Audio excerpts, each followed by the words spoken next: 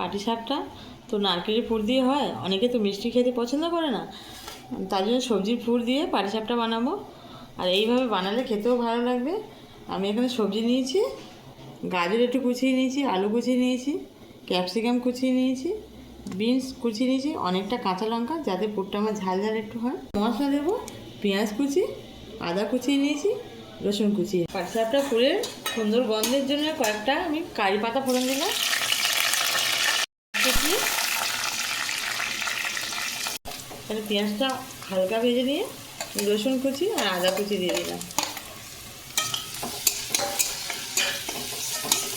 কোচানো সবজিগুলো সব একসাথে দিয়ে দিলাম।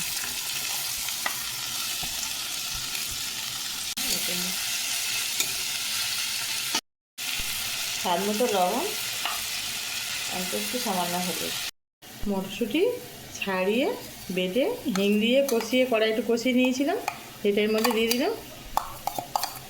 পুরটা একটু মাখামাখা হবে। জিরের গুঁড়ো, ধনের গুঁড়ো আর মৌরির গুঁড়ো হাফ চামচ দিয়ে দিলাম। পুরটা এখানে রেডি হয়ে গেছে, তুলে নেব।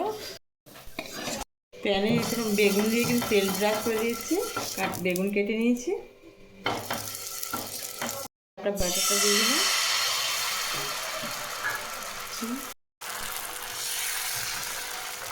ব্যাটা দেওয়ার পরে শুকনো শুকনো ভাব হয়ে গেছে, হাতে আর লাগছে না। দিয়ে দেবো পুরটা। পুরটা হাতের মধ্যে এরকম করে নেবো, একটু সেভ করে নিই। আর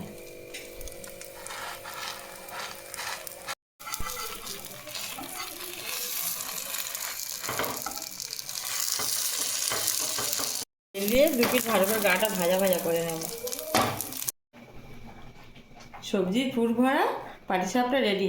একটা কেটে দেখাচ্ছি, দেখো কত সুন্দর সবজিগুলো ভিতরে কি সুন্দর জমে গিয়েছে ছিঁকতে। এইভাবে যারা মিষ্টি খেতে পছন্দ করে না তারা বানিয়ে একবার খেয়ে দেখো, দারুণ লাগবে।